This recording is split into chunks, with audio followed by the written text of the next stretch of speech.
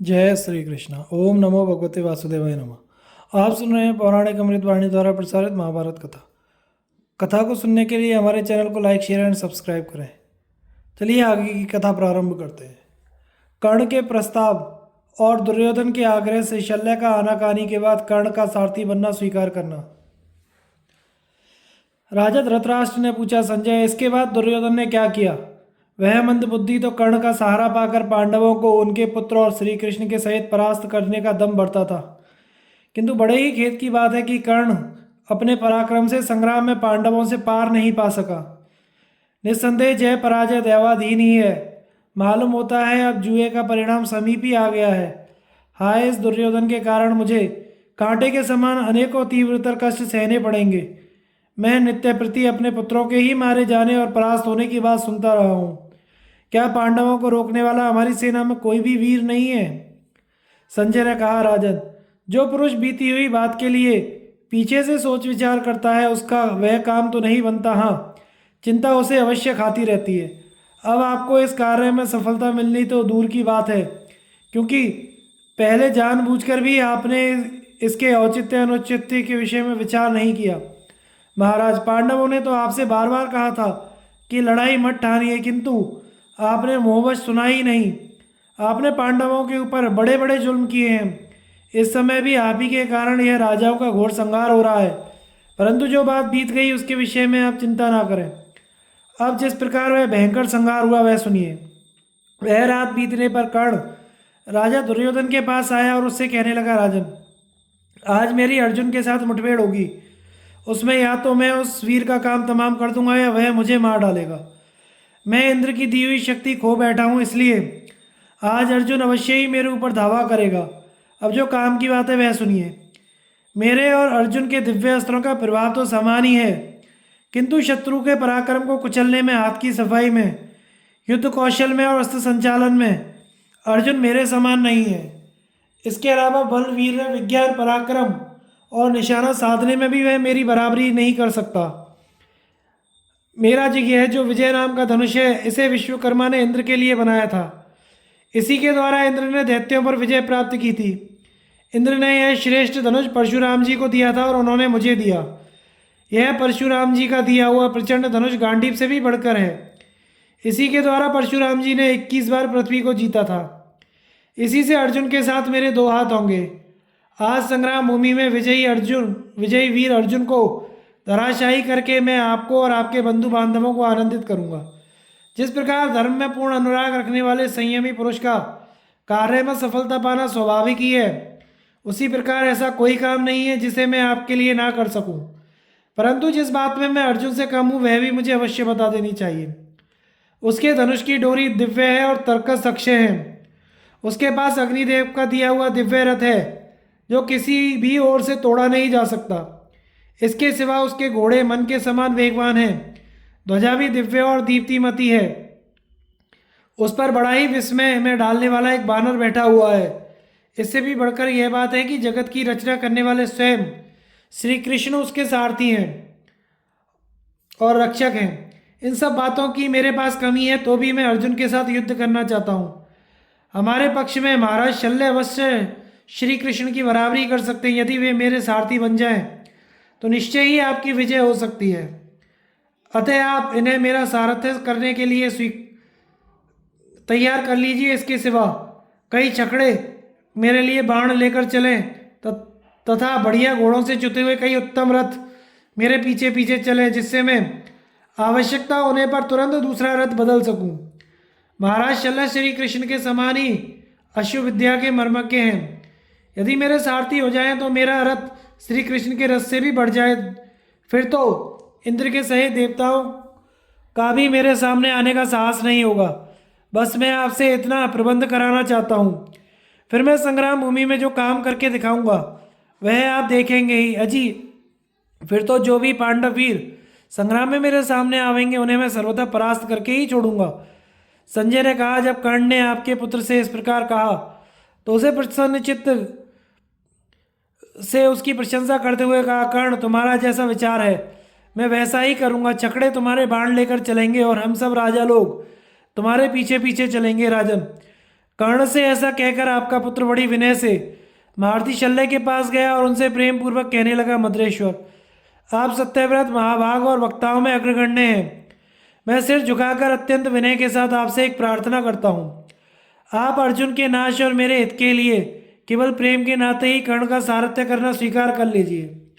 आपके सारथी बन जाने पर राधा पुत्र कर्ण मेरे शत्रुओं को परास्त कर देगा। आपके सिवा कर्ण के घोड़ों की रास पकड़ने योग्य कोई दूसरा व्यक्ति नहीं है। आप संग्राम में साक्षात श्री कृष्ण के समान हैं। अतः जिस प्रकार त्रिपुर के युद्ध में ब्रह्मा जी ने भगवान शंकर की सहायता की थी, तथा जैसे श्री कृष्ण संपूर्ण आपत्तियों में अर्जुन की रक्षा करते हैं, उसी प्रकार आप कर्ण की रक्षा कीजिए। आरंभ में ही शत्रुओं की सैन्य शक्ति कम होने पर भी उन्होंने हमारी बहुत सी सेना को नष्ट कर डाला है। फिर इस समय की तो बात ही क्या है। इसलिए अब आप ऐसा उपाय कीजिए जिससे पांडव लोग मेरी रही सही सेना का संहार ना कर सकें। पहले संग्राम भूमि में अर्जुन इस प्रकार शत्रुओं का संहार नहीं कर सकता था, किंतु अब श्री कृष्ण के साथ हो जाने से ही उसकी शक्ति इतनी बढ़ गई है। अब पांडवों की सेना में आपके और कर्ण के हिस्से का ही भाग रह गया है। उसे आप कर्ण के साथ मिलकर आज एक साथ नष्ट कर दीजिए।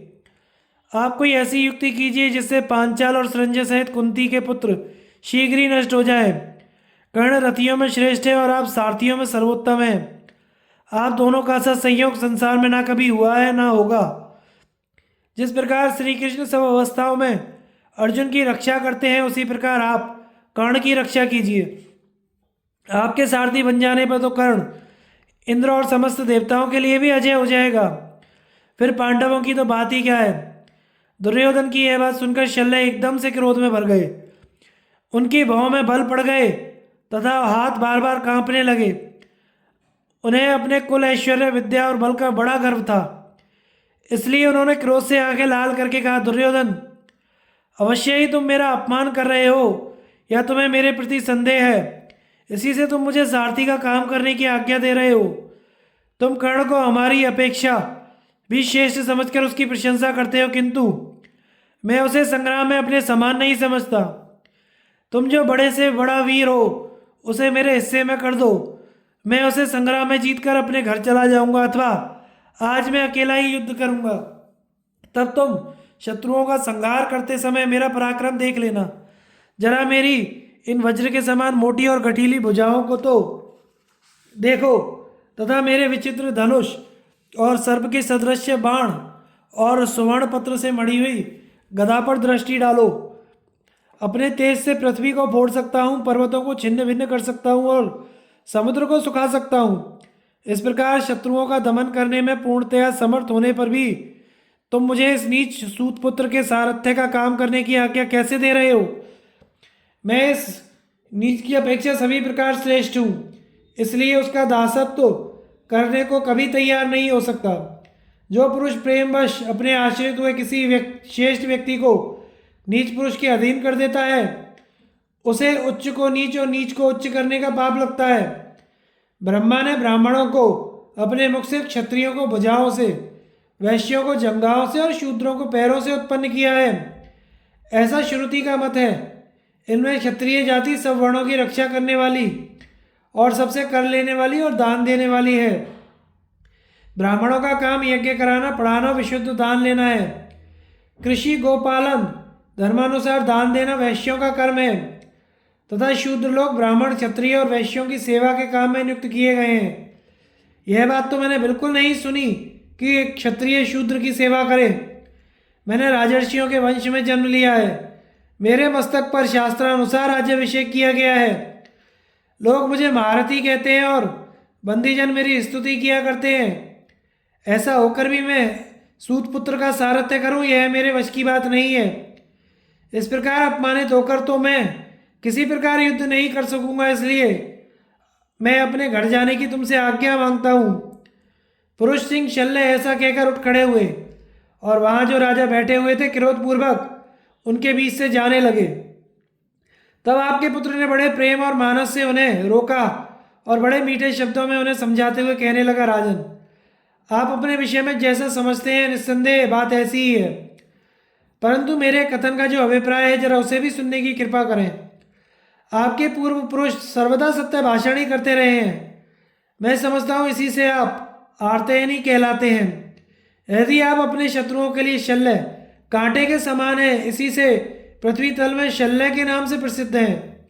आप धर्मज्ञ हैं, पहले मेरा प्रेय करने का वचन दे चुके हैं, अतः आप अपने उसी वचन का पालन करने की कृपा कीजिए।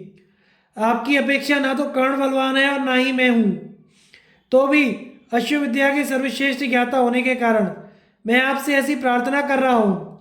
कर्ण शस्त्र विद्या में अर्जुन से श्रेष्ठ है और आप अश्व विद्या में श्री कृष्ण से बढ़ चढ़कर हैं। इस पर राजा शल्य ने कहा, दुर्योधन, तुम सब सेना के सामने मुझे श्री कृष्ण से भी बढ़कर बता रहे हो, इससे मैं तुम्हारे ऊपर प्रसन्न हूँ। अच्छा लो, मैं कर्ण का सारथ्य करना स्वीकार किए लेता हूँ, किंतु कर्ण के साथ मेरी एक शर्त रहेगी।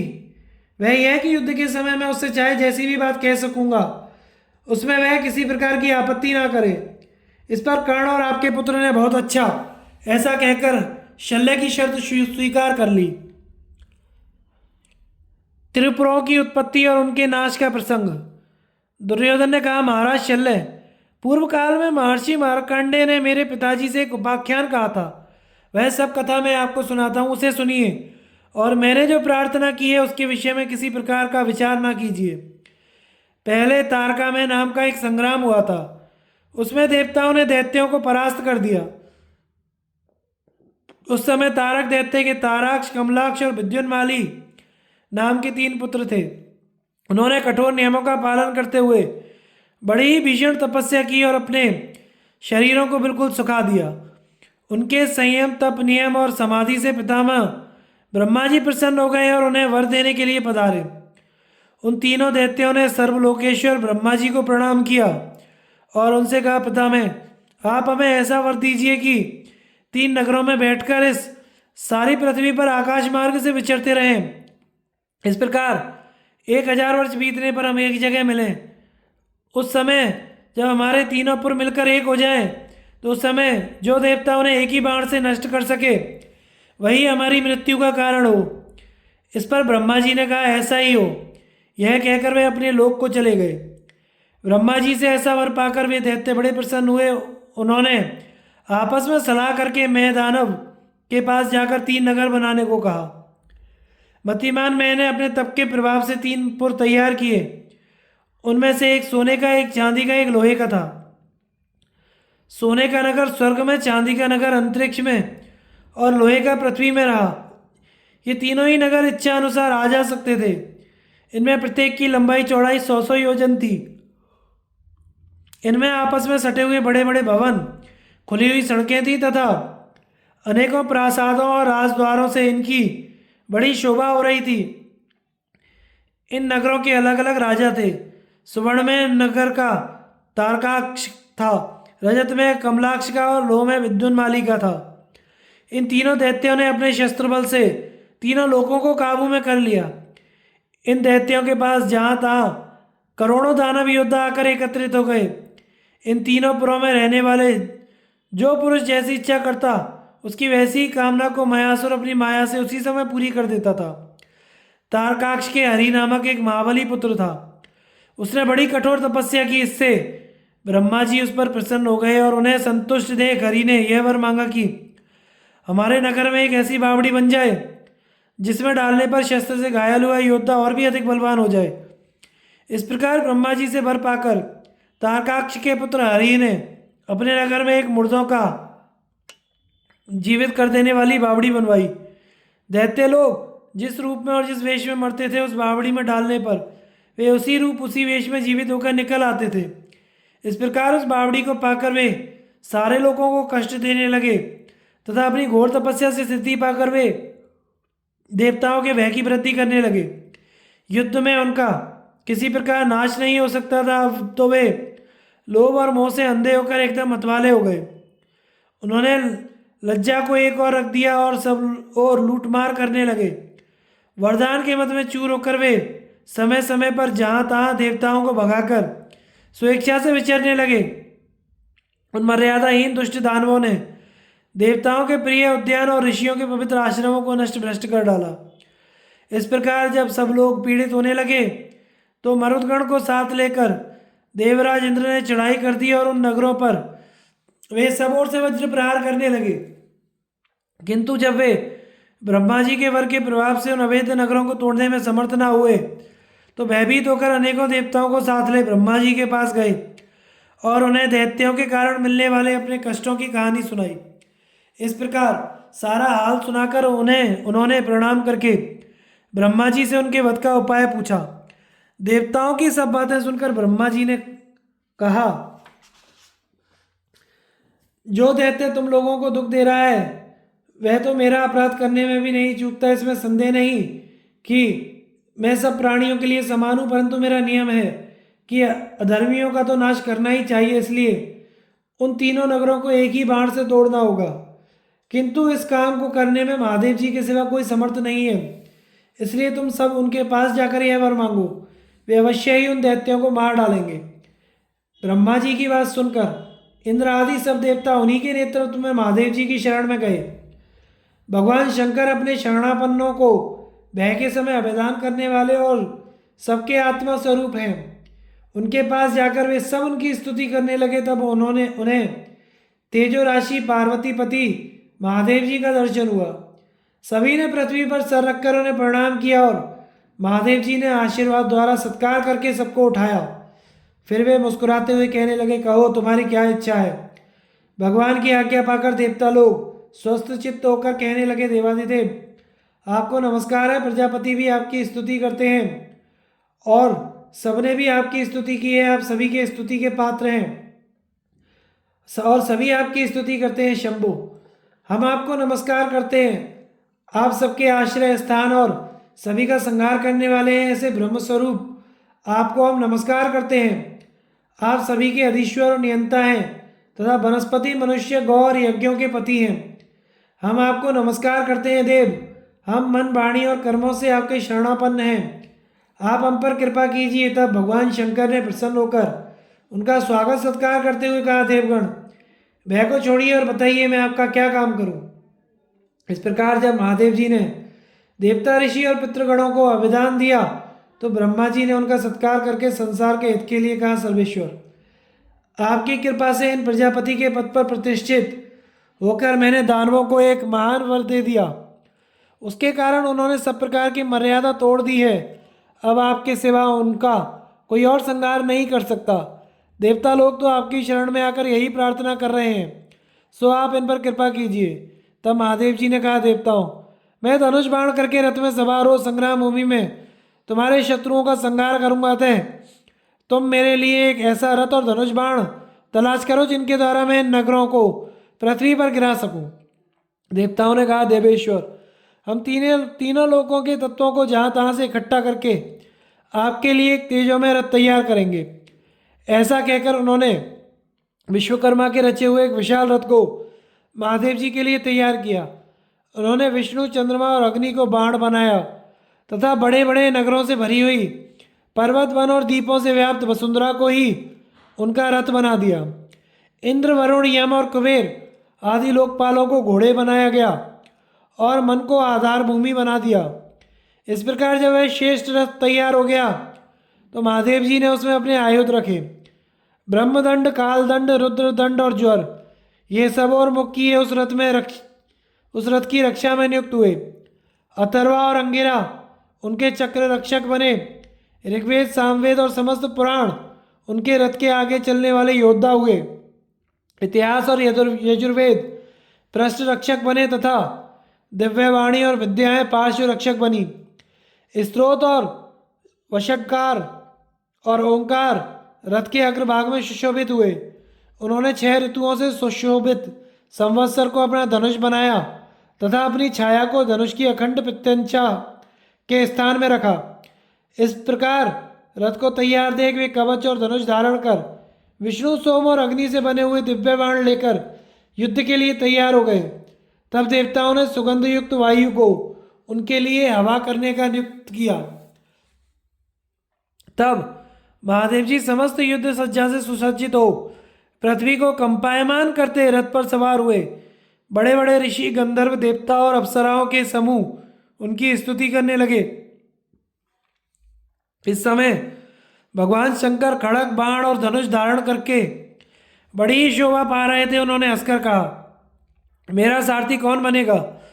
देवताओं ने कहा, देवेश्वर, आप जिसे आज्ञा देंगे वही आपका सारथी बन जाएगा, इसमें आप तनिक भी आज्ञा ना करें। तब भगवान ने कहा, तुम स्वयं ही विचार करके जो मुझसे श्रेष्ठ हो उसे मेरा सारथी बना दो। यह सुनकर देवताओं ने पितामह ब्रह्मा जी के पास जाकर उन्हें प्रसन्न करके कहा, भगवान, आपने हमसे पहले ही कहा था कि मैं तुम्हारा हित करूंगा, सो अपना वह वचन पूरा कीजिए। देव, हमने जो रथ तैयार किया है वह बड़ा ही दुर्धर्ष है। भगवान शंकर उसके योद्धा नियुक्त किए गए हैं। पर्वतों सहित पृथ्वी ही रथ है और नक्षत्रमाला ही उसका वरुथ है, किंतु उसका कोई सारथी दिखाई नहीं देता। सारथी इन सबकी अपेक्षा बढ़ चढ़कर होना चाहिए, क्योंकि रथ तो उसी के अधीन रहता है। हमारी दृष्टि में आपके सिवा कोई भी इसका सारथी बनने योग्य नहीं है। आप सर्वगुण संपन्न और सब देवताओं में श्रेष्ठ हैं, अतः आप ही रथ पर बैठकर घोड़ों की रास संभालिए। ब्रह्मा जी ने कहा, देवताओं, तुम जो कुछ कहते हो उसमें कोई बात झूठ नहीं है। अतः जिस समय भगवान शंकर युद्ध करेंगे मैं अवश्य उनके घोड़े हाँकूंगा। तब देवताओं ने संपूर्ण लोकों के सृष्टा भगवान ब्रह्मा जी को श्री महादेव जी का सारथी बनाया। जिस समय वे उस विश्ववंद्य रथ पर बैठे, उसके घोड़ों ने पृथ्वी पर सिर टेक कर उन्हें प्रणाम किया। परम तेजस्वी भगवान ब्रह्मा ने रथ पर चढ़कर घोड़ों की रास और घोड़ा संभाला और महादेव जी से कहा, देवश्रेष्ठ, रथ पर सवार होइए। तब भगवान शंकर विष्णु, सोम और अग्नि से उत्पन्न हुआ बाण लेकर अपने धनुष से शत्रुओं को कंपायमान करते हुए रथ पर चढ़े। उस समय महर्षि, गंधर्व, देव समूह और अप्सराओं ने उनकी स्तुति की। भगवान शिव रथ पर बैठकर अपने तेज से तीनों लोकों को दैदीप्यमान करने लगे। उन्होंने इंद्र आदि देवताओं से कहा, तुम लोग ऐसा संदेह मत करना कि यह बाण इन पुरों को नष्ट नहीं कर सकेगा। अब तुम इस बाण से असुरों का अंत हुआ ही समझो। देवताओं ने कहा, आपका कथन बिल्कुल ठीक है। अब इन दैत्यों का अंत हुआ ही समझना चाहिए। आपका वचन किसी प्रकार मिथ्या नहीं हो सकता। इस प्रकार विचार करके देवता लोग बड़े प्रसन्न हुए। इसके बाद देवाधिदेव महादेव जी उस विशाल रथ पर चढ़कर सब देवताओं के साथ चले। उनके इस प्रकार कूच करने पर सारा संसार और देवता लोग प्रसन्न हो गए। ऋषिगण अनेकों स्रोतों से उनकी पूजा करने लगे और करोड़ों गंधर्वगण तरह तरह के बाजे बजाने लगे। अब भगवान शंकर ने मुस्कुराकर कहा, प्रजापते, चलिए, जिधर वे दैत्यगण हैं उधर ही घोड़े बढ़ाइए। तब ब्रह्मा जी ने अपने मन और वायु के समान वेगवान घोड़ों को दैत्यों और दानवों से रक्षित उन 3 पुरों की ओर बढ़ाया। इस समय नंदीश्वर ने बड़ी भारी गर्जना की, जिससे सब दिशाएं गूंज उठी। उनका वह भीषण नाद सुनकर तारकासुर के अनेकों दैत्य नष्ट हो गए। उनके सिवा जो शेष जीवित रहे वे युद्ध के लिए उनके सामने आ गए। अब त्रिशूल पाणी भगवान शंकर ने क्रोध में भरकर अपने धनुष पर रौंदा चढ़ाया, उस पर बाण चढ़ाकर उसे पाशुपतास्त्र से युक्त किया। फिर वे तीनों पुरों के इकट्ठे होने का चिंतन करने लगे। इस प्रकार जब वे धनुष चढ़ाकर तैयार हो गए, उसी समय तीनों नगर मिलकर एक हो गए। यह देखकर देवता लोग बड़ी हर्षध्वनि करने लगे तथा सिद्ध और महर्षियों के सहित उनकी स्तुति करते हुए जय जयकार करने लगे। इस प्रकार जब असह्य तेजस्वी भगवान शंकर असुरों का संहार करने की तैयारी कर रहे थे, उनके सामने तीनों पुर एकत्रित होकर प्रकट हुए। उन्होंने तुरंत ही अपना दिव्य धनुष खींचकर उन पर वह त्रिलोकी का सारभूत बाण छोड़ा। उस बाण के छूटते ही तीनों पुर नष्ट होकर गिर गए। उस समय बड़ा ही आर्तनाद हुआ। महादेव जी ने उन असुरों को भस्म करके पश्चिमी समुद्र में डाल दिया। इस प्रकार त्रिलोक हितकारी भगवान शिव ने कुपित होकर उस त्रिपुर का दाह किया और दैत्यों को निर्मूल कर दिया। फिर अपने क्रोध से उत्पन्न हुई अग्नि को रोककर उन्होंने कहा, तू त्रिलोकी को भस्म ना कर। इस प्रकार दैत्यों का नाश हो जाने पर समस्त देवता, ऋषि और लोग प्रकृतिस्थ हो गए तथा बड़े श्रेष्ठ वचनों से भगवान शंकर की स्तुति करने लगे। फिर भगवान की आज्ञा पाकर ब्रह्मा आदि सभी देवगण सफल मनोरथ होकर अपने अपने स्थानों को चले गए। इस तरह श्री महादेव जी ने समस्त लोगों का कल्याण किया उस समय जिस प्रकार जगतकर्ता भगवान ब्रह्मा जी ने उनका सारथ्य किया था, उसी प्रकार आप भी वीरवर कर्ण के अश्वों का संचालन कीजिए। राजन, इसमें संदेह नहीं कि आप श्री कृष्ण, अर्जुन और कर्ण से भी श्रेष्ठ हैं। कर्ण युद्ध करने में महादेव जी के समान है, तो आप रथ हाँकने में साक्षात ब्रह्मा जी के सदृश हैं। आप दोनों मिलकर मेरे शत्रुओं को उन दैत्यों के समान ही परास्त कर सकते हैं महाराज। अब आप ऐसा उपाय कीजिए जिससे आज कर्ण संग्राम भूमि में अर्जुन का वध कर सके। कर्ण की, हमारी और हमारे राज्य की स्थिति अब आप ही के ऊपर निर्भर है। हमारी विजय भी आप पर ही अवलंबित है। अतः आप कर्ण के घोड़ों को नियंत्रित कीजिए। महाराज, कर्ण को स्वयं श्री परशुराम जी ने धनुर्विद्या सिखाई है। यदि इसमें कोई दोष होता तो वे इसे कभी दिव्यास्त्र ना देते। मैं तो कर्ण को क्षत्रिय कुल में उत्पन्न हुआ कोई देवपुत्र ही समझता हूँ। यह कवच और कुंडल पहने उत्पन्न हुआ है तथा विशाल बाहु और महारथी है, इसलिए इसका जन्म सूत कुल में होना किसी भी प्रकार संभव नहीं है। शल्य को सारथी बनाकर कर्ण का युद्ध के लिए प्रयाण। राजा दुर्योधन ने कहा, वीरवर, सारथी तो रथी से भी बढ़कर होना चाहिए, इसलिए आप संग्राम भूमि में कर्ण के घोड़ों को नियंत्रित कीजिए। जिस प्रकार त्रिपुरों का नाश करने के लिए देवताओं ने कोशिश करके ब्रह्मा जी को भगवान शंकर का सारथी बनाया था, उसी प्रकार हम कर्ण से भी शेष आपको उसका सारथी बनाना चाहते हैं। शल्य ने कहा, राजन, जिस प्रकार ब्रह्मा जी ने महादेव जी का सारथ्य किया और जिस प्रकार एक ही बाण से संपूर्ण दैत्यों का संहार हुआ, वह सब मुझे मालूम है। यह प्रसंग श्री कृष्ण को भी विदित ही है। वे भूत भविष्य की सब बातों को पूरी तरह से जानते हैं। यह सब जानकर ही उन्होंने अर्जुन का सारथ्य ग्रहण किया है।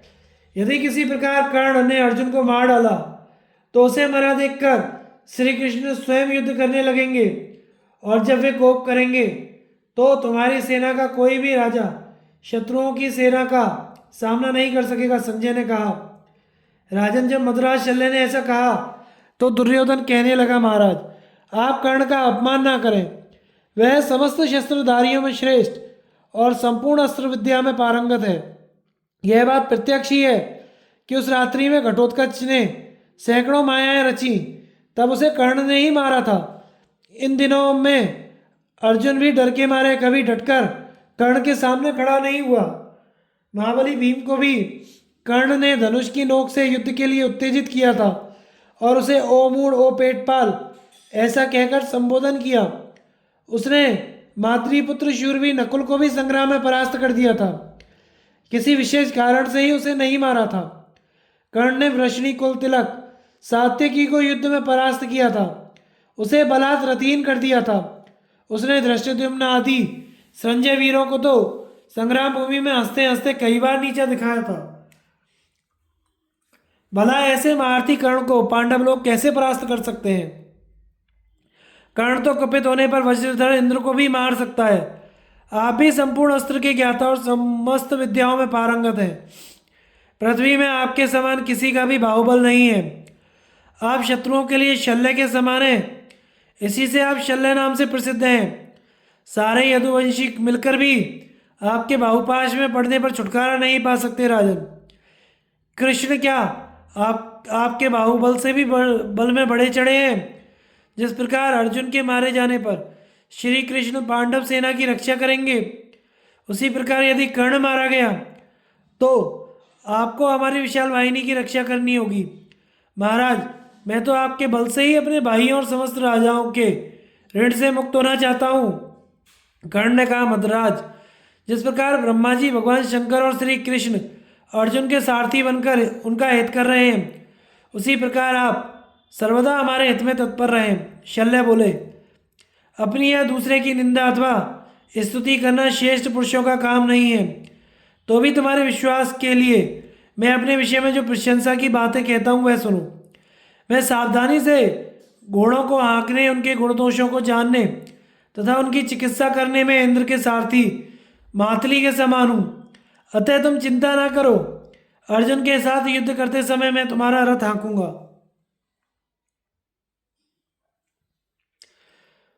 दुर्योधन ने कहा, कर्ण, महाराज शल्य श्री कृष्ण से भी बड़े सारथी हैं, अब ये तुम्हारा सारथ्य करेंगे। मातली जैसे इंद्र के रथ को हाँकता है, उसी प्रकार ये भी तुम्हारे रथ को हाँकेंगे। अब तुम निस्संदेह होकर पांडवों को नीचे दिखा सकोगे। राजन, तब कर्ण ने प्रसन्न होकर अपने सारथी से कहा, सूत, तुम फौरन मेरा रथ तैयार करके लाओ। सारथी ने कर्ण के विजयी रथ को विधिवत सजाकर महाराज की जय हो ऐसा कहकर निवेदन किया। कर्ण ने शास्त्र विधि से उस श्रेष्ठ रथ का पूजन किया और उसकी परिक्रमा करके सूर्यदेव की स्तुति की। फिर उसने पास ही खड़े हुए मद्रराज से कहा, राजन, रथ पर बैठिए। महान तेजस्वी शल्य रथ के अग्रभाग पर बैठे। इसके बाद कर्ण भी उस रथ पर सवार हुआ। उस समय वहां दोनों तेजस्वी वीरों का स्तुतिगान हो रहा था। महाराज शल्य ने घोड़ों की रासें संभाली और कर्ण रथ पर बैठकर धनुष की टंकार करने लगा। तब दुर्योधन ने कर्ण से कहा, वीरवर, मैं समझता था कि महारथी भीष्म और द्रोण अर्जुन और भीमसेन को मार डालेंगे, किंतु वे इस कर्म को नहीं कर सके। अब तुम या तो धर्मराज को कैद कर लो या अर्जुन, भीमसेन, नकुल, सहदेव को मार डालो। अच्छा, तुम युद्ध के लिए प्रस्थान करो। तुम्हारी जय हो, कल्याण हो। तुम पांडु पुत्रों की सारी सेना को भस्म कर दो।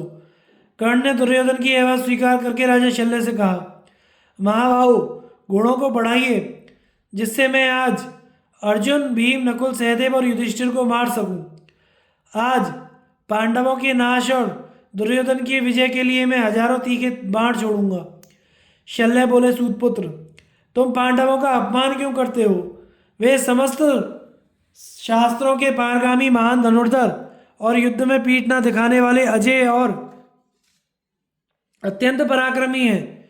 वे साक्षात इंद्र को भी भयभीत कर सकते हैं।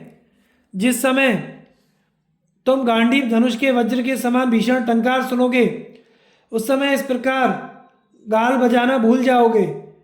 जिस समय भीमसेन दांत उखाड़ उखाड़ कर हाथियों की सेना का संहार करेगा, उस समय तुम इस प्रकार की बातें ना बना सकोगे।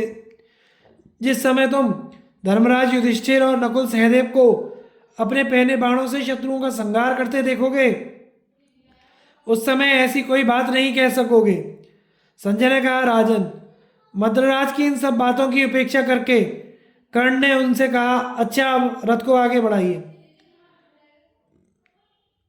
शल्य के सारथ्य में कर्ण का युद्ध भूमि के लिए प्रस्थान और दोनों का कटु संभाषण।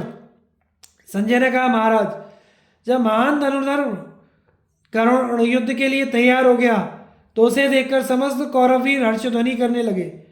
कर्ण के प्रस्थान करते ही आपके पक्ष के सब वीरों ने भी मृत्यु का भय छोड़कर दुंदुभी और भेरियों के शब्द के साथ युद्ध भूमि के लिए कूच किया। उस समय सारी पृथ्वी डगमगाने लगी तथा कर्ण के घोड़े और पृथ्वी पर गिर गए। कौरवों के विनाश की सूचना देने वाला वहां ऐसे ही और भी अनेकों उत्पात हुए, किंतु दैववश सबकी बुद्धि पर ऐसा मोहजाल छा गया कि उन्होंने उनकी कुछ भी परवाह नहीं की। कर्ण के कूच करने पर सब राजाओं ने जय घोष किया। तब कर्ण ने राजा शल्य को संबोधन करके कहा, इस समय मैं अस्त्र शस्त्र धारण किए रथ में बैठा हूँ। अब मुझे क्रोध में भरे हुए वज्रधर इंद्र से भी भय नहीं है। इन भीष्मादि योद्धाओं को युद्ध में सोते देख मेरा साहस बहुत बढ़ गया है। वास्तव में अर्जुन का मुकाबला रणभूमि में मेरे सिवा कोई नहीं कर सकता। वह साक्षात उग्र रूप मृत्यु के ही समान है। आचार्य द्रोण में शस्त्र संचालन की कुशलता, बल, धैर्य, विनय आदि सभी गुण थे। उनके पास बड़े बड़े अस्त्र शस्त्र भी थे। जब वे ही काल के गाल में चले गए और सबको भी मैं कमजोरी समझता हूँ। अस्त्र बल, पराक्रम, क्रिया, नीति और बढ़िया बढ़िया हथियार भी मनुष्यों को सुख पहुंचाने में समर्थ नहीं है। देखो, गुरु द्रोणाचार्य इन सब बातों के रहते हुए भी शत्रुओं के हाथ से मारे गए। वे अग्नि और सूर्य के समान तेजस्वी, विष्णु और इंद्र के समान पराक्रमी, बृहस्पति और शुक्र के समान नीति कुशल और बड़े ही दुस्सह थे, तो भी शस्त्र उनकी रक्षा नहीं कर सके। इस समय दुर्योधन का पुरुषार्थ ढीला पड़ गया है। ऐसी स्थिति में मैं अपना कर्तव्य अच्छी तरह समझता हूँ। अब आप शत्रुओं की सेना की ओर रथ बढ़ाइए। जहाँ सत्य प्रतिज्ञा राजा युधिष्ठिर मौजूद हैं, जहाँ भीमसेन, अर्जुन, श्री कृष्ण, सात्यकी, संजय वीर और नकुल सहदेव युद्ध के मैदान में डटे हुए हैं, वहाँ मेरे सिवा और कौन योद्धा इन वीरों से टक्कर ले सकता है। इसलिए मधुराज, आप शीघ्र ही रणभूमि में पांचाल पांडव और संजय वीरों की ओर रथ ले चलिए। मैं उनके साथ चार हाथ करके या तो उन्हीं को मार डालूंगा या आचार्य द्रोण के मार्ग से स्वयं ही यमराज के पास चला जाऊंगा। धृतराष्ट्र नंदन दुर्योधन सर्वदा ही मेरे कल्याण के लिए प्रयत्न करते रहे हैं। उनके लिए मैं अपने प्रिय भोग और दुस्तज्य प्राणों को भी न्यौछावर कर सकता हूँ। मुझे यह श्रेष्ठ रथ भगवान परशुराम जी ने दिया था। इसकी धुरी जरा भी शब्द नहीं करती। इसमें तरह तरह के धनुष, ध्वजा, गदा, बाण, खड़ग, अनेकों बढ़िया बढ़िया हथियार रखे हुए हैं। जिस समय यह चलता है इससे वज्रपात के समान भीषण घरघराहट होने लगती है। इसमें सफ़ेद घोड़े जुते हुए हैं तथा अच्छे अच्छे तरकस सुशोभित हैं। इस श्रेष्ठ रथ में बैठकर मैं अवश्य ही अर्जुन को मार डालूंगा। यदि स्वयं काल भी अर्जुन को बचाना चाहेगा तो मैं उसे भी नष्ट कर डालूंगा, अथवा भीष्म के समान स्वयं ही हमलोक को चला जाऊंगा। अधिक क्या कहूँ, यदि उसकी रक्षा के लिए यम, वरुण, कुबेर और इंद्र भी अपने अनुयायियों सहित एक साथ मिलकर युद्ध भूमि में आएंगे तो मैं उसे उन सबके सहित परास्त कर दूंगा। जब युद्ध के जोश में भरे हुए कर्ण ने ऐसी बातें कही तो उन्हें सुनकर मद्राज हंसे और उसका तिरस्कार करके बीच में ही रोककर कहने लगे, कर्ण, बस अब चुप हो जाओ। तुम जोश में आकर बहुत बड़ी चढ़ी बातें कह गए हो। भला नरश्रेष्ठ अर्जुन कहाँ और तुम नराधम कहाँ, यह तो बताओ। अर्जुन के सिवा ऐसा कौन है जो साक्षात विष्णु भगवान से सुरक्षित यादवों के राजभवन को बलात् नीचा दिखाकर स्वयं पुरुषोत्तम श्री कृष्ण की छोटी बहन का हरण कर सके तथा तीनों लोकों के अधीश्वरों के ईश्वर भगवान शंकर को युद्ध के लिए ललकार सके। जब विराट नगर में गोहरण के समय पुरुष श्रेष्ठ अर्जुन ने तुम्हें सारी सेना और द्रोणाचार्य, अश्वत्थामा एवं भीष्म के सहित परास्त किया था, उस समय तुमने उसे क्यों नहीं जीत लिया? अब आज तुम्हारे वध के लिए ही यह दूसरा युद्ध उपस्थित हुआ है। यदि तुम शत्रु के वह से भाग न गए तो अवश्य ही मारे जाओगे। मद्राज के इस प्रकार कटु भाषण करने पर कौरव सेनापति कर्ण अत्यंत क्रोध में भर गया और उनसे कहने लगा, रहने दो, इस प्रकार क्यों बड़बड़ाते हो? अब तो मेरा और अर्जुन का युद्ध होने ही वाला है। यदि वह संग्राम में मुझे परास्त कर दे तो तुम्हारी ही बात सच मानी जाएगी। इस पर मद्राज ने कहा, ऐसा ही हो। इतना कहकर और कोई उत्तर नहीं दिया। तब कर्ण ने युद्ध के लिए उत्सुक होकर कहा, शल्य रथ बढ़ाओ। युद्ध के लिए कूच करके कर्ण ने अपनी सेना को उत्साहित करने के लिए पांडवों के एक एक वीर से मिलने पर कहा, आज तुम में से जो कोई मुझे श्वेत वाहन अर्जुन से मिलावेगा उसे मैं यथेक्ष धन दूंगा। यदि उतने से भी उसकी तृप्ति ना हुई तो उसे रत्नों से भरा हुआ एक छकड़ा और दूंगा। यदि इससे भी संतोष ना हुआ तो उसे हाथी के समान बलवान 6 बैलों से जुता हुआ एक सोने का रथ दूंगा। यदि इतने से भी प्रसन्न ना हुआ तो उसे 100 हाथी, 100 गांव, 100 स्वर्ण में रथ और 100 सुशिक्षित हष्टपुष्ट घोड़े तथा सुवर्ण से मढ़े हुए सींगों वाले 400 दुधार गौएं दूंगा। यदि इन सबको पाकर भी प्रसन्न ना हुआ तो जो चीज़ वह स्वयं लेना चाहेगा वही उसे दे दूंगा। मेरे पास पुत्र, स्त्री और दूसरे जो भी भोगों के साधन है वे सब तथा और भी जिस वस्तु की वह इच्छा करेगा वही उसे दूंगा। जो पुरुष मुझे श्री कृष्ण और अर्जुन का पता बतावेगा उन दोनों को मारकर उनका सारा धन मैं उसी को दे डालूंगा। युद्ध क्षेत्र में कर्ण ने ऐसी ही अनेकों बातें कही और अपना शंख बजाया। इन्हें सुनकर दुर्योधन और उसके अनुयायी बड़े प्रसन्न हुए और सबोर दुंदुभी और मृदंगों का शब्द होने लगा तथा योद्धा लोग सिंह के समान गरजने लगे। तब मद्राज शल्य ने हंसकर कहा, सूतपुत्र, तुम्हें हाथी के समान बलवान 6 बैलों से जुता हुआ सोने का रथ देने की आवश्यकता नहीं है। अर्जुन तुम्हें स्वयं ही दिख जाएगा। तुम मूर्खता से ही कुबेर की तरह धन लुटाना चाहते हो। आज अर्जुन को तो तुम बिना यत्न किए ही देख लोगे। तुम जो बुद्धिहीन पुरुषों के समान अपना सारा धन देने को तैयार हो। इससे मालूम होता है कि अपात्र को धन देने में जो दोष है उनका तुम्हें पता नहीं है। तुम जो अपार धन देना चाहते हो उससे तो यज्ञ आदि करो। तुम मोहवश वृताही कृष्ण और अर्जुन को मारने की इच्छा करते हो। हमने यह बात तो कभी नहीं सुनी कि किसी गीदड़ ने युद्ध में सिंह को मार दिया हो।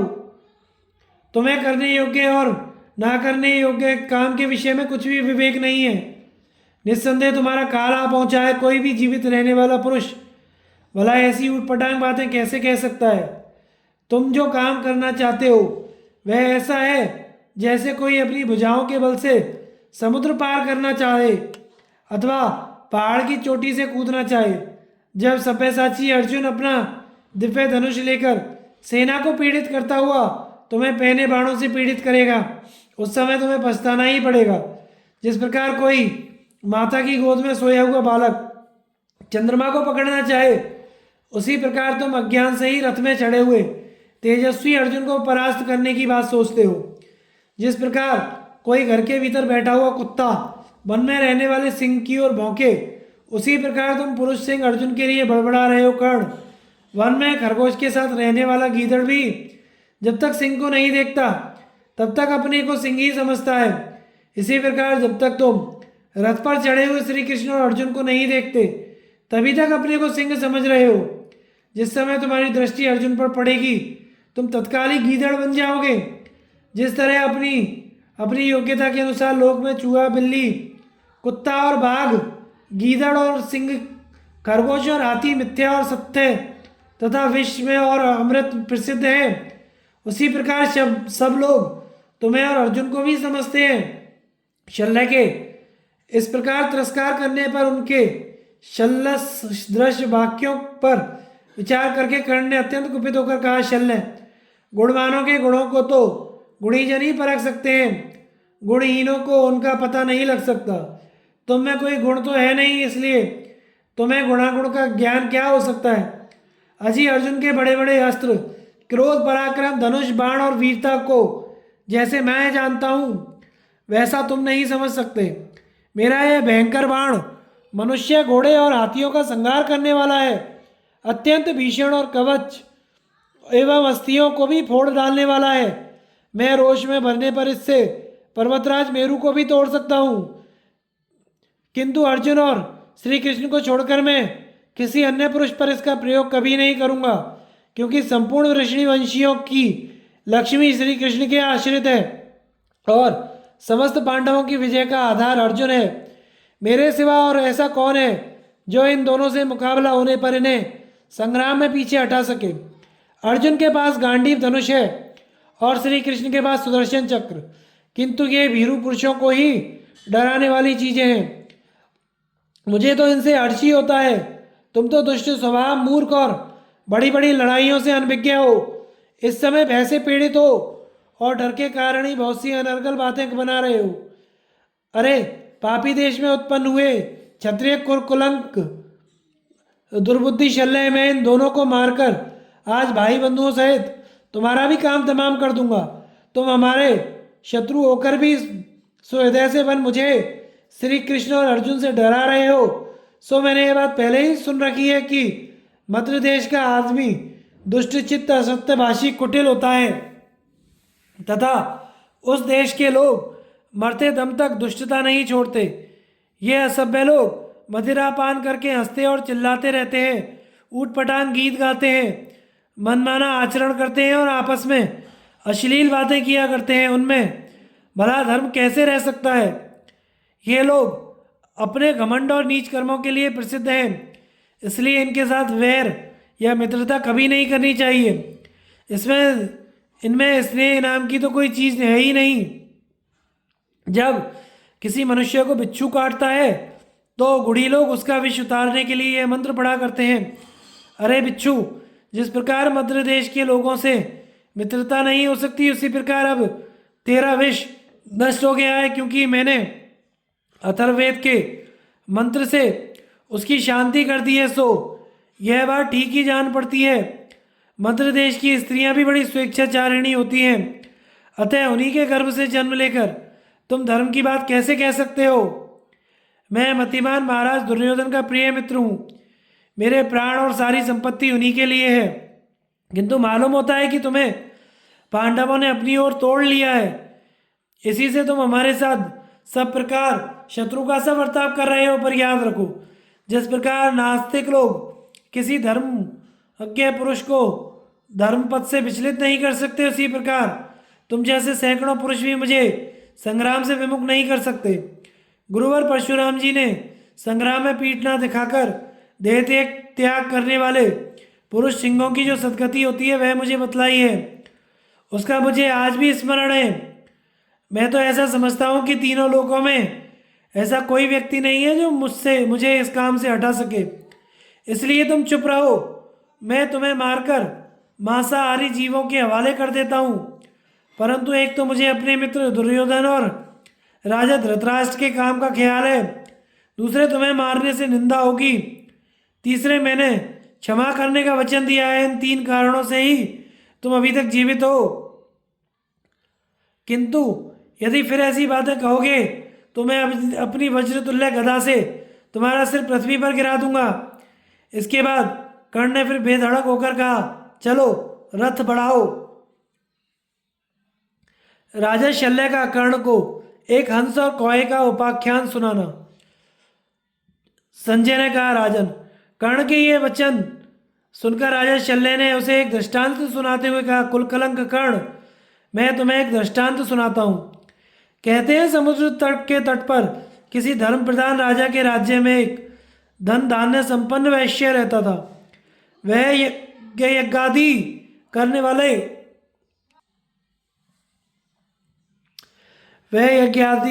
वाला दानी, क्षमाशील और अपने कर्तव्य कर्मों में स्थित पवित्र आत्मा और समस्त जीवों पर दया करने वाला था। उसके कई अल्पवयस्क पुत्र थे। वे एक कौए को अपना झूठा भात, दही, दूध और खीर आदि दे दिया करते थे। उस उच्छिष्ट को खा खाकर वह खूब हष्टपुष्ट हो गया और घमंड में भरकर अपने सजातीय और अपने से श्रेष्ठ पक्षियों का अपमान करने लगा। एक बार उस समुद्र तट पर गरुड़ के समान लंबी लंबी उड़ानें भरने वाले मानसरोवर वासी हंस आए। तब उस घमंडी कौए ने, जो सबसे श्रेष्ठ जान पड़ता था, उस हंस से कहा कि आज तो हमारी तुम्हारी उड़ान हो जाए। यह सुनकर वहां आए हुए सभी हंस हंस पड़े और उस बातूनी कौए से कहने लगे, हम मानसरोवर में रहने वाले हंस हैं और इस सारी पृथ्वी पर उड़ा फिरा करते हैं। हमारी लंबी उड़ान के कारण सभी पक्षी हमारा सम्मान करते हैं। भैया, तुम तो एक कौआ ही हो ना, फिर किसी बलिष्ठ हंस को उड़ाने के लिए क्यों चुनौती देते हो? बताओ तो सही, तुम हमारे साथ कैसे उड़ सकोगे? हंस की यह बात सुनकर कौए ने उसे बार बार दुत्कारा और स्वयं क्षुद्र जाति का होने के कारण अपनी बड़ाई करते हुए कहने लगा, मैं 100 प्रकार की उड़ानें उड़ सकता हूँ। उनमें से प्रत्येक उड़ान 100 योजन की होती है। वे सभी बड़ी अद्भुत और भांति भांति की होती हैं। उनमें से कुछ उड़ानों के नाम इस प्रकार हैं: उड्डीन, ऊंचा उड़ना; अवडीन, नीचा उड़ना; प्रडीन, चारों ओर उड़ना; डीन, साधारण उड़ना; निडीन, धीरे धीरे उड़ना; संडीन, ललित गति से उड़ना; तिर्यकडीन, तिरछा उड़ना; विडीन, दूसरों की चाल की नकल करते हुए उड़ना; परिडीन, सब ओर उड़ना; पराडीन, पीछे की ओर उड़ना; सुडीन, स्वर्ग की ओर उड़ना; अविडीन, सामने की ओर उड़ना; महाडीन, बहुत वेग से उड़ना; निर्डीन, परों को हिलाए बिना ही उड़ना; अतिडीन, प्रचंडता से उड़ना; संडीन, डीन, सुंदर गति से आरंभ करके फिर चक्कर काटकर नीचे की ओर उड़ना; संडीनो, डीन, सुंदर गति से आरंभ करके फिर चक्कर काट के उड़ना; डीन, विडीन, एक प्रकार की उड़ान में दूसरी उड़ान दिखाना; संपात, क्षण भर सुंदरता से उड़कर फिर पंख फड़फड़ाना; समुदीश, कभी ऊपर की ओर कभी नीचे की ओर उड़ना; व्यतिरिक्तक, किसी लक्ष्य का संकल्प करके उड़ना; गतागत, किसी लक्ष्य तक उड़कर फिर लौट आना; प्रतिगत, पलटा खाना इत्यादि। मैं तुम्हारे सामने ये गतियां दिखाऊंगा, तब तुम्हें मेरी शक्ति का पता लगेगा। इनमें से किसी भी गति से मैं आकाश में उड़ सकता हूँ। तुम जैसा उचित समझो कहो, बताओ मैं किस गति से उड़ूं। कौए के इस प्रकार कहने पर एक हंस ने हंसकर कहा, काक, तुम अवश्य 100 प्रकार की उड़ानें जानते हो, और सब पक्षी तो एक ही प्रकार की उड़ानें जानते हैं। मैं भी एक प्रकार की गति ही उड़ूंगा, अन्य किसी प्रकार की गति का मुझे ज्ञान नहीं है। तुम्हें जो उड़ान पसंद हो उसी से उड़ो। यह सुनकर वहाँ जो दूसरे कौए थे वे हंस पड़े और कहने लगे, भला यह हंस एक ही उड़ान से 100 प्रकार की उड़ानों को कैसे जीत सकेगा। अब वह कौआ और हंस होड़ बढ़कर उड़े। कौआ 100 प्रकार की उड़ानों से दर्शकों को चकित करने लगा तथा हंस अपनी एक ही प्रकार की मृदुल गति से उड़ रहा था। कौए की अपेक्षा उसकी गति बहुत मंद थी। यह देखकर कौए हंसों का तिरस्कार करते हुए इस प्रकार कहने लगे, यह हंस उड़ा तो सही, किंतु कौए के सामने इसकी गति तो मंद है। यह सुनकर हंस उत्तरोत्तर वेग बढ़ाते हुए पश्चिम की ओर समुद्र के ऊपर उड़ान लगाई। इस यात्रा में कौआ उड़ते उड़ते थक गया और विश्राम लेने के लिए कहीं कोई टापू या वृक्ष दिखाई नहीं देता था। इससे उसे बड़ा भय हुआ। वह सोचने लगा कि मैं थककर कहीं इस समुद्र में तो नहीं गिर पड़ूंगा। अंत में वह अत्यंत श्रमित होकर हंस के पास आया। उसकी ऐसी गिरी अवस्था देखकर हंस ने सत्पुरुषों के व्रत का स्मरण करते हुए उसे बचा लेने के विचार से कहा, क्यों जी, तुमने अपनी अनेक प्रकार की उड़ानों का बखान किया, परंतु उनका वर्णन करते समय अपनी इस गुह्य गति का उल्लेख नहीं किया। भला इस समय तुम किस प्रकार की उड़ान से उड़ रहे हो जो बार बार तुम्हारी चोंच और डहने जल से लग जाते हैं। कर्ण तब उस कौए ने हंस से कहा, भाई हंस, हम तो कौए हैं, व्यर्थी काँव काँव किया करते हैं। मैं अपने प्राण तुम्हें सौंपता हूँ, मुझे किसी प्रकार जल के तीर तक ले चलो। ऐसा कहकर वह अपनी चोंच और डहनों से जल को स्पर्श करते हुए समुद्र में गिर गया। यह देखकर हंस ने कहा, काक, तुम तो बड़ी शेखी बघाड़ते हुए कह रहे थे कि मैं 100 प्रकार की उड़ानें जानता हूँ, फिर इस समय इस प्रकार थककर क्यों गिर रहे हो। इस पर कौए ने दुख से पीड़ित होकर कहा, हंस, मैं जूठन खा खाकर ऐसा घमंडी हो गया था और अपने को साक्षात गरुड़ के समान समझने लगा था। इसी से मैंने अनेकों कौओं और दूसरे पक्षियों का भी बहुत अपमान किया था, किंतु अब मैं तुम्हारी शरण में हूँ। तुम मुझे किसी टापू के तट पर पहुँचा दो। भैया मैं जीता जागता फिर अपने देश में पहुँच गया तो किसी का निरादर नहीं करूँगा। अब किसी प्रकार तुम मुझे इस आपत्ति से उबार लो। इस प्रकार दीन वचन कहकर वह अचेत सा होकर विलाप करने लगा। उसे काँव करते और समुद्र में डूबते देख हंस को दया आ गई। उसने उसे अपने पंजों से पकड़कर धीरे से अपनी पीठ पर चढ़ा लिया, फिर उसी स्थान पर आ गया जहाँ से विक्की वे शर्त लगाकर उड़े थे। वहाँ पहुंचकर उसने कौए को नीचे उतारकर बहुत ढांढस बंधाया, फिर इच्छा अनुसार किसी दूसरे देश को चला गया। कर्ण इस प्रकार जूठन से पुष्ट हुआ वह कौआ अपने बल और वीर्य का घमंड भूलकर शांत हुआ। जैसे पूर्व काल में वह कौआ वैश्यों की जूठन खाता था, उसी प्रकार तुम्हें भी धृतराष्ट्र के पुत्रों ने अपनी जूठन खिला खिलाकर पाला है। इसी से तुम अपने समकक्ष और अपनी अपेक्षा श्रेष्ठ पुरुषों का भी अपमान करते हो। विराट नगर में तो द्रोणाचार्य, अश्वत्थामा, कृपाचार्य, भीष्म और सब कौरव भी तुम्हारी रक्षा कर रहे थे। उस समय तुमने अकेले अर्जुन का काम तमाम क्यों नहीं कर डाला। उस समय तुम्हारा पराक्रम कहाँ चला गया था। जब संग्राम भूमि में अर्जुन ने तुम्हारे भाई का वध किया, उस समय समस्त कौरव योद्धाओं के सामने सबसे पहले तो तुम ही भागे थे। इसी प्रकार द्वैतवन में गंधर्वों के आक्रमण करने पर भी सारे कौरवों को छोड़कर पहले तुम ही ने पीठ दिखाई थी। उस समय भी अर्जुन ने ही चित्रसेना आदि गंधर्वों को युद्ध में परास्त करके दुर्योधन और उसकी रानियों को छुड़ाया था। परशुराम जी ने भी राजाओं की सभा में श्री कृष्ण और अर्जुन का जो पुरातन प्रभाव कहा था, वह तो तुमने सुना ही था। इसके सिवा भीष्म और द्रोण भी राजाओं के आगे इन दोनों के अवध्यता का वर्णन करते रहते थे। उनकी बातें भी तुम बार बार सुनते ही रहे हो। मैं तुम्हें ऐसी कौन सी बातें बताऊं जिन्हें देखते हुए अर्जुन तुम्हारी अपेक्षा कहीं बढ़ चढ़कर है। तुम शीघ्र ही वसुदेव नंदन श्री कृष्ण और कुंती कुमार अर्जुन को अपने श्रेष्ठ रथ पर बैठे हुए देखोगे। अतः जिस प्रकार कौए ने बुद्धिमानी से हंस की शरण ले ली थी, उसी प्रकार तुम भी श्री कृष्ण और अर्जुन का आश्रय ले लो। जिस समय तुम एक ही रथ पर चढ़े हुए श्री कृष्ण और अर्जुन को युद्ध में पराक्रम दिखाते देखोगे, उस समय ऐसी बातें नहीं कह सकोगे जैसे जुगनू सूर्य और चंद्रमा का तिरस्कार करे। उसी प्रकार तुम मूर्खता से उनका अपमान मत करो। श्री कृष्ण और अर्जुन पुरुषों में श्रेष्ठ हैं, तुम उनका तिरस्कार ना करो और इस प्रकार बढ़ बढ़कर बातें बनाना छोड़ दो।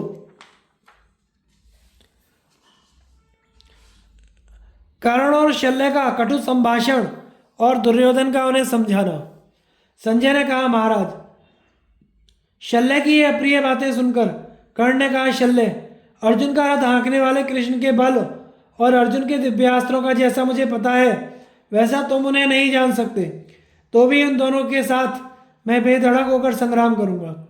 किंतु विप्रवर परशुराम जी ने मुझे जो शाप दिया है वह आज मुझे बहुत संतप्त कर रहा है। पूर्व काल में मैंने दिव्य अस्त्रों की प्राप्ति के लिए ब्राह्मण वेश धारण करके परशुराम जी के यहाँ रहा था। उस समय अर्जुन का हित करने के लिए वहाँ इंद्र ने भी मेरे काम में विघ्न डाला था। एक बार गुरुजी मेरी जांघ पर सिर रखकर सो रहे थे। उस समय एक बेडौल कीड़े के रूप में आकर मेरी जांघ में काटा। उसके जोर से काटने के कारण मेरे शरीर से खून की धारा बहने लगी, किंतु गुरु की निद्रा न टूट जाए इस भय से मैं तनिक भी हिला डुला नहीं। जगने पर उन्होंने वह सब घटना देखी और मुझे धैर्यवान देखकर उन्होंने कहा, अरे तू ब्राह्मण तो है नहीं, ठीक ठीक बता किस जाति का है। तब मैंने उन्हें ठीक ठीक बता दिया कि मैं सूत हूँ। मेरी बात सुनकर महातपस्वी परशुराम जी क्रोध में भर गए और मुझे शाप दिया कि सूत, तूने ब्राह्मण वेश बनाकर यह ब्रह्मास्त्र प्राप्त किया है, इसलिए काम करने पर तुझे इसका स्मरण ना रहेगा। इसी से अत्यंत भयंकर घोर संग्राम के समय में मैं उसे भूल गया हूँ। शल्य, भरतवंश में उत्पन्न हुआ यह अर्जुन बड़ा ही पराक्रमी, भीषण और सबका संहार करने वाला है। मालूम होता है आज बड़ा तुमुल युद्ध होगा। यह अनेकों क्षत्रिय वीरों को संतप्त कर डालेगा। तो भी सत्य प्रतिज्ञ अर्जुन के साथ मैं अवश्य ही संग्राम करूंगा और उसे मृत्यु के मुख में डालकर छोड़ूंगा। मुझे एक दूसरा अस्त्र भी मिला हुआ है, उसी से मैं संग्राम भूमि में अतुलित तेजस्वी अर्जुन को धराशायी करूंगा। शल्य, मैं संग्राम भूमि में अर्जुन के साथ जय या मृत्यु को ही सामने रखकर युद्ध करूंगा। मेरे सिवा और ऐसा कोई वीर नहीं जो इंद्र के समान पराक्रमी पार्थ के साथ अकेला रथारूढ़ हो युद्ध कर सके। तुम तो निरे मूर्ख और मूर्छित हो। तुम मुझे अर्जुन के बल पराक्रम की बातें क्यों सुनाते हो? अब मैं स्वयं ही संग्राम भूमि में उसके पराक्रम से प्रसन्न होकर क्षत्रियों की सभा में उसका वर्णन करूंगा। जो पुरुष अप्रिय, निष्ठुर, क्षुद्र, आक्षेप करने वाला और क्षमाशीलों का तिरस्कार करने वाला होता है, उसके जैसे सैकड़ों को भी मैं मिट्टी में मिला देता हूँ। किंतु आज केवल समय की ओर देखकर मैं तुम्हें क्षमा कर रहा हूँ। मेरा तो तुम्हारे साथ बड़ी सरलता का बर्ताव है, किंतु तुम टेढ़ी टेढ़ी बातें करते हो। तुम बड़े ही मित्रद्रोही हो। मित्रता तो साथ पग साथ रहने से हो जाती है। ये बड़ा ही कठोर समय आ गया है। राजा दुर्योधन रणभूमि में आ गए हैं। मैं उन्हीं की विजय की इच्छा से यहाँ आया हूँ, किंतु तुम अर्जुन का ही गुणगान गाए जाते हो, जब वास्तव में उसके प्रति आपका अटूट प्रेम संबंध भी नहीं है। आप विजय प्राप्त करने के लिए आज विजय प्राप्त करने के लिए मैं अर्जुन पर अपना अप्रमेय और अजय ब्रह्मास्त्र छोड़ूंगा। इस दिव्यास्त्र के प्रभाव से मैं दंडपाणि यम, पाशस्त्र वरुण, गदाधर कुबेर और वज्रपाणि इंद्र तथा किसी अन्य आत्ताई शत्रु से भी नहीं डरता हूँ। अतः मुझे श्री कृष्ण और अर्जुन से किसी प्रकार का भय नहीं है।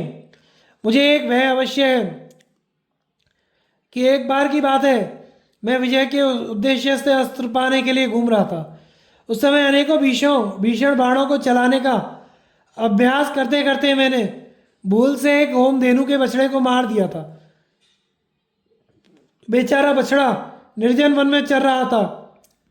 यह देखकर उसके स्वामी ब्राह्मण ने कहा, चूंकि तुमने इस निरपराध होम धेनु के बच्चे को मारा है, इसलिए संग्राम में लड़ते लड़ते तुम्हारे रथ का पहिया गड्ढे में फंस जाएगा और तुम बड़ी आपत्ति में फंस जाओगे। ब्राह्मण के उस प्रबल शाप से ही मुझे आज भी भय बना हुआ है।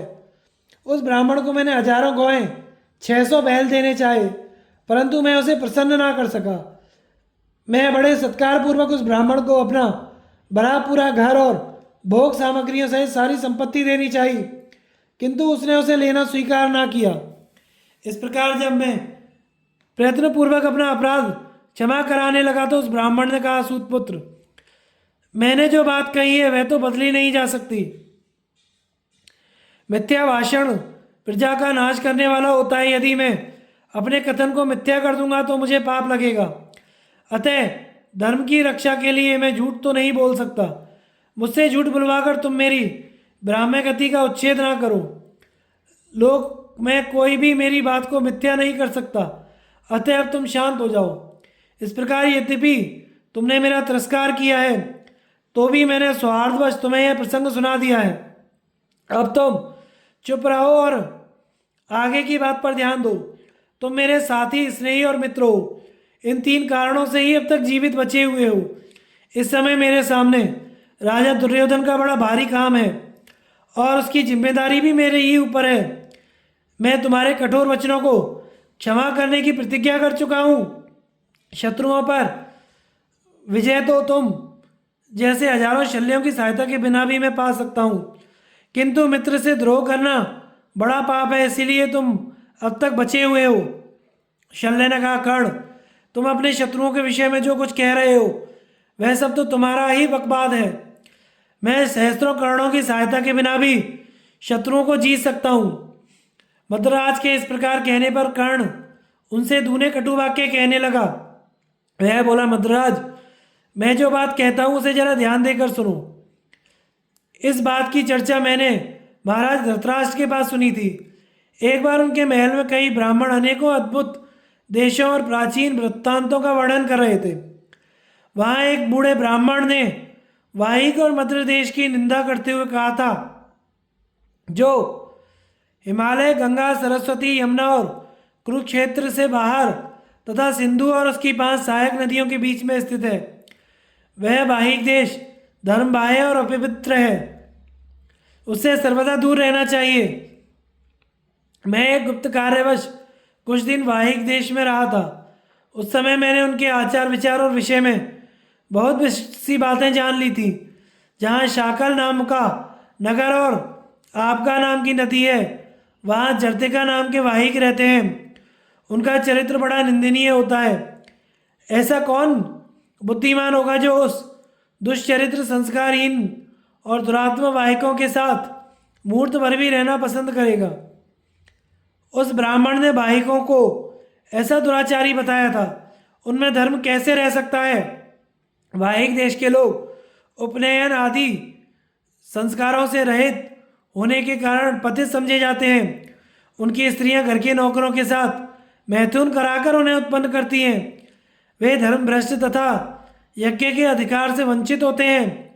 इन्हीं सब कारणों से उनके दिए हुए हव्य कव्य दान को देवता, पितर तथा ब्राह्मण लोग स्वीकार नहीं करते। यह बात लोगों में खूब प्रसिद्ध है। एक विद्वान ब्राह्मण ने तो यहाँ तक कहा था कि वाहिक लोग काठ और मिट्टी की बनी हुई कुंडियों में भोजन करते हैं। उनमें शराब लिपटा रहता है।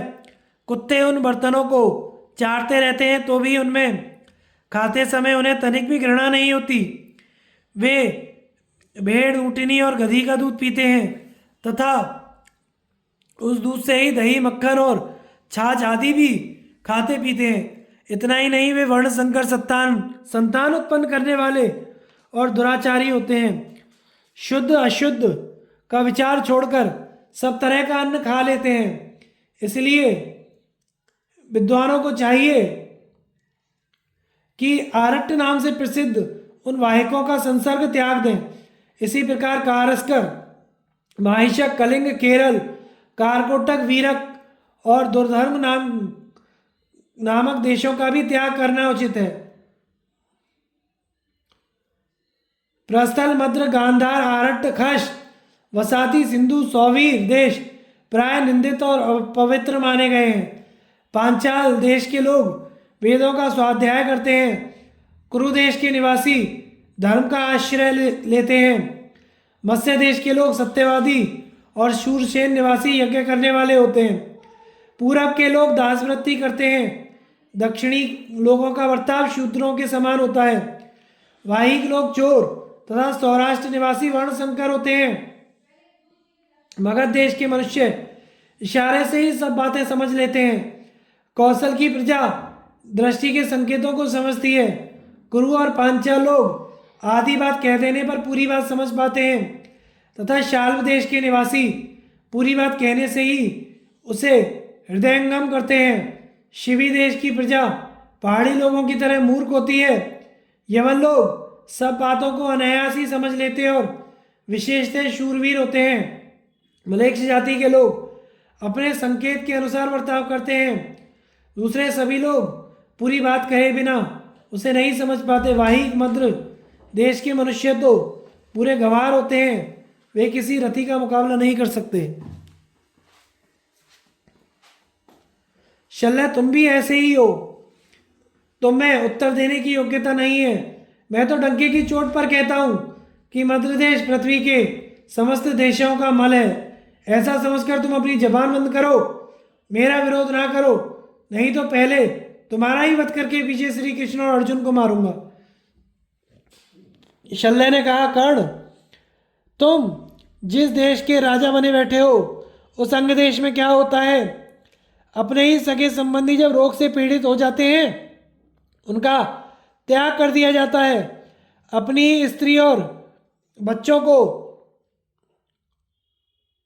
वहां के लोग सरे बाजार बेचते हैं।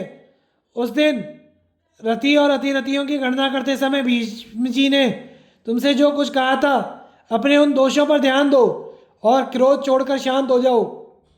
सभी देशों में ब्राह्मण हैं, सर्वत्र क्षत्रिय, वैश्य और शूद्र हैं। सब जगह सुंदर व्रत का पालन करने वाली सती साध्वी स्त्रियां भी हैं।